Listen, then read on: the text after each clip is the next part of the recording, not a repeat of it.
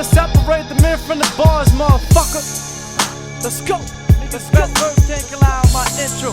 Word your blood, daddy. This time is for taking. Time steady ticking. Food supply getting lower and these diapers getting expensive. Ryan, what up? It's your boy, Evil Boxing Profits, bringing that toe-to-toe value that's undisputed in this industry. Be sure to watch this whole video to get max value out of it. Like the video, share the video, become a subscriber too, so we can continue to bring value to the sport we all love, and that's boxing, you dig? So let's get straight to it. We're headed to the 35s, the Livest division, my favorite division, the lightweight division, where the current contender, undefeated, King Ryan Garcia, just hit the airwaves with some massive news, man. Incredible.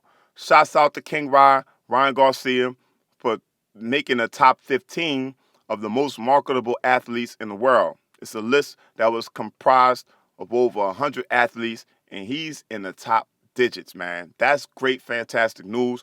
Blessings to King Ryan Garcia. What they say, rising tide raises all boats. This is incredible for the sport of boxing, okay? This is the new wave that we're going into. You got to ride the waves with a surfboard, man. You can't be scared to fall off, okay? So what this does is that not only is it good for the sport of boxing overall, okay? But you got to understand something. With this massive following that Ryan Garcia has, you know, the big wigs and the fat cats, they paying attention to this, man.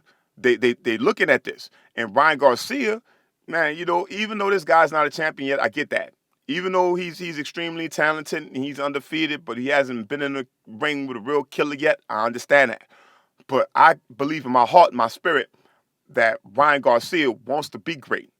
I believe that just paying attention to him, observing him, and listening to the things that he says and looking at his work ethic and things of that nature, the guy's getting better and better and better every time he steps into the ring. He's stepping up in competition to take on the former champion, Luke Campbell, okay?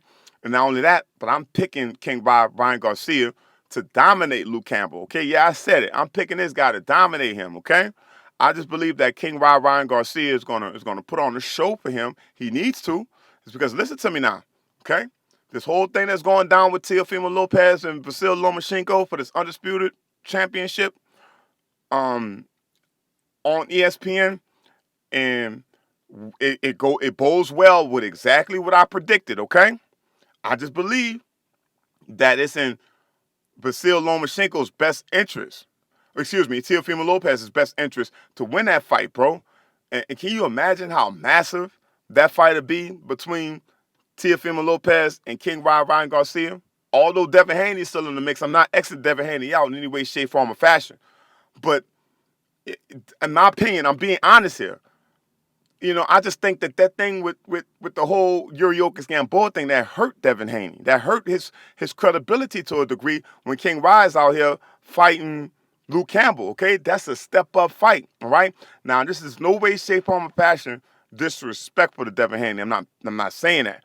What I'm saying is that when it comes to the rest of those belts, okay, I just think that King Ryan's going to have an easier chance in fighting for that undisputed or fighting for the rest of those belts to become unified champion, considering the business acumen behind it, okay?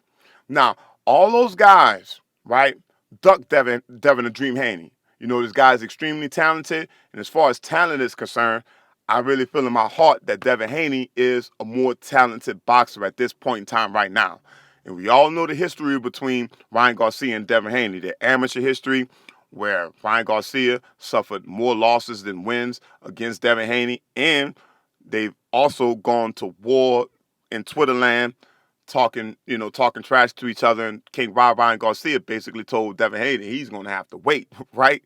You know, like, really? So that tells you everything you need to know. Business-wise, this works in phenomenal fashion for King Ryan Garcia. It's because, trust me, man, these big wigs and these fat cats, they looking at this now, and Gervonta Tank Davis, Teofimo Lopez, King Ryan Garcia, Devin The Dream Haney, in this lightweight division, this 135 division, man, that's just incredible stuff, man. And these fights can become massive, massive fights. Can you imagine how massive this early on now? This is great for boxing. Can you imagine how massive an undisputed showdown will be between Teofimo Lopez, King Ryan Garcia, or uh, a championship bout between Gervonta Tank Davis and King Ryan Garcia at 130 or some kind of catch weight, okay? It's going to be huge. It's going to be massive. And these big wigs are paying attention to this, man.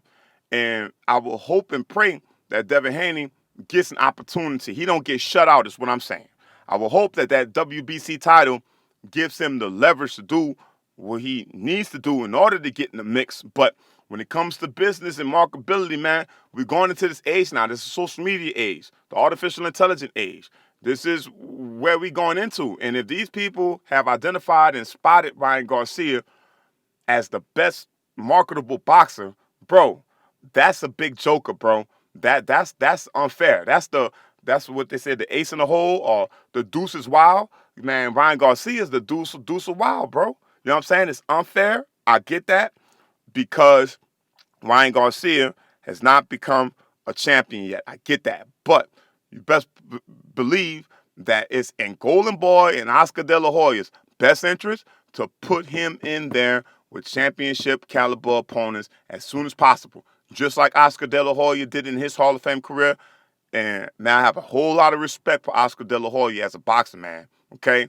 And if Ryan Garcia believes in himself like that, and the road to those belts or through Teofimo Lopez and Devin Haney and Vasyl Lomachenko and whoever's in 140, Gervonta Tank Davis down in 130 and 135, and whoever's at 140, I just believe that the 135 division is the most lit division, and this gives the lightweight division prestige, man. This makes that division shine real bright. And there's going to be a lot of people jealous out here because of that. So fucking what? Get over it, okay? Now, I have my opinions about how King rides with Golden Boy. I'm going to reserve all that shit. I'm going to be positive about this one, okay? Because we all know how Golden Boy can be funny style and things of that nature, bro.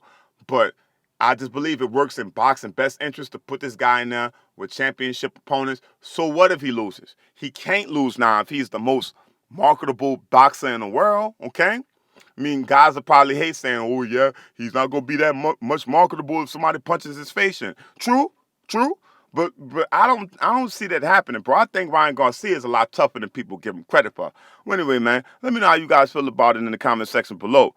It's your boy E with Boxing Profits. Signing out to the next one. I'll let your boy 100. Whoop, out.